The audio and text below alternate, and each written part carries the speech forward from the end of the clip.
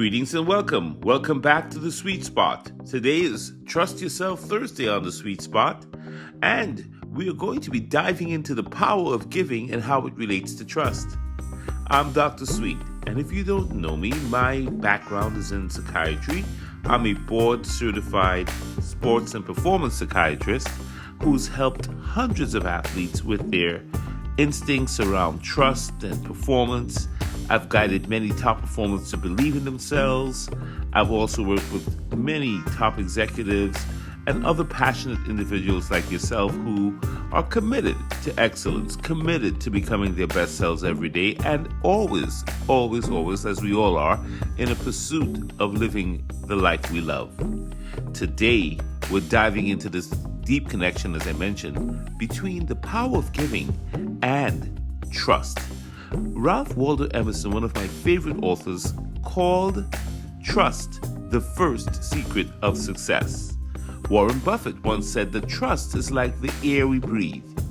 When it's present, nobody really notices. When it's absent, everybody notices. And isn't that the truth? But here's what's fascinating.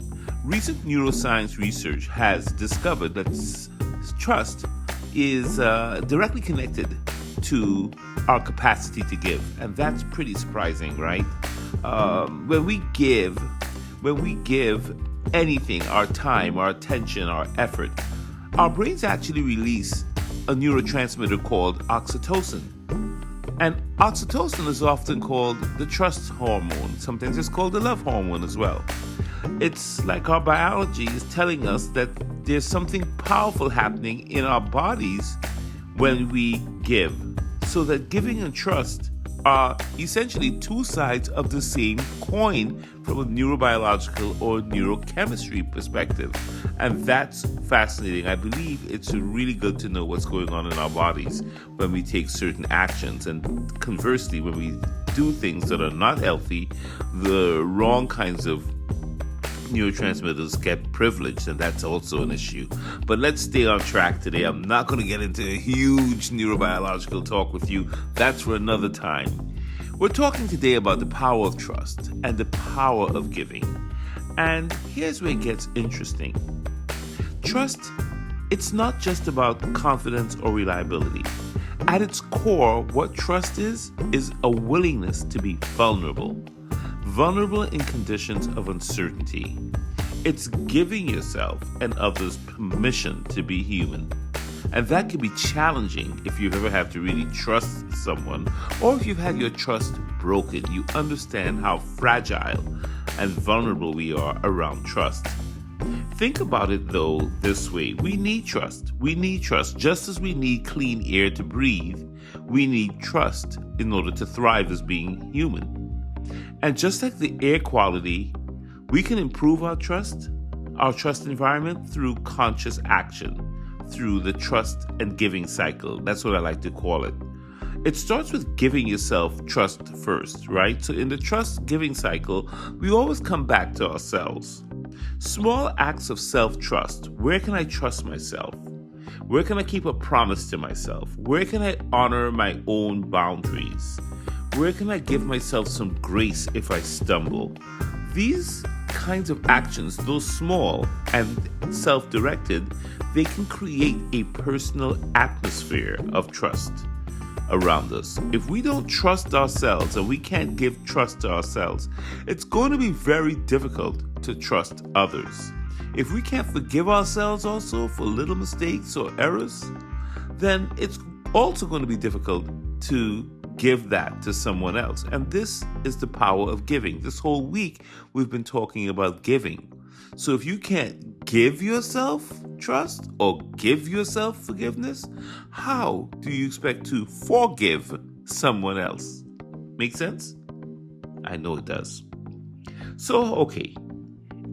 Trust then is like opening a window to let fresh air in, right? When you open the window, you're letting the fresh air in. Just like when you extend trust to someone else, you're allowing that fresh air in. And the research shows something remarkable, that people, teams, and individuals who give credit, who share recognition, who offer significant levels of trust and allow that air to come into the atmosphere end up being happier and more fulfilled individuals. And that makes so much sense. But here's what I tell the athletes that I work with, or the executives. I say this: just like you can't hold your breath forever, you can't withhold trust and expect to perform at your peak. You can't be a completely non-trusting person and expect the air around you to keep flowing. It actually stifles you when you trust no one and you have absolutely no trust in you. It becomes a prison. It may keep you safe, but it also keeps others away from you. You end up being alone and bitter and hard, and nothing works, right? So we want to build trust. Even if we've been hurt, we want to heal and take the steps to heal, talk to the right people, and rebuild trust, because we live in an interdependent world where we need each other. No man, no woman is an island, right? So tomorrow, try this. Tomorrow, I challenge you to give yourself one moment of complete trust.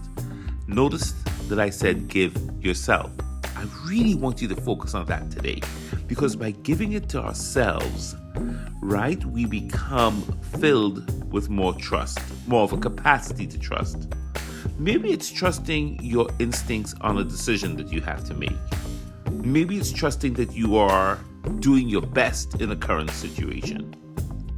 Once you've identified where you can really trust yourself and acknowledge where you're trusting, then, and only then, I'd like you to give that same trust to someone else. Not because they've earned it. I know there's a big thing about trust is earned, and I kind of believe that.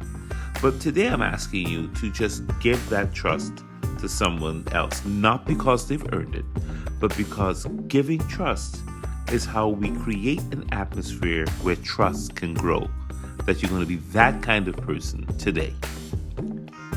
And then remember that every breath of trust that you give to yourself and others makes the air cleaner for everyone.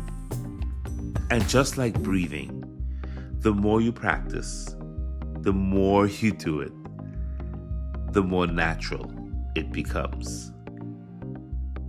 Until next time, I'm inviting you to keep trusting and keep giving. Put yourself in that sweet spot today. Okay, now, this is Dr. Sweet. I'll see you tomorrow. Tomorrow's Friday, but it's not just any Friday. It is Finish Strong Friday. All right? Power of giving and finishing strong. Let's see what we got. Love and blessings. Take care. If you found value in today's message, follow me on YouTube, LinkedIn, Instagram, TikTok, and X. You can catch me at Dr. Derek Sweet for more insights, more discussion on performance, mindset, and living your best life. Thank you for listening.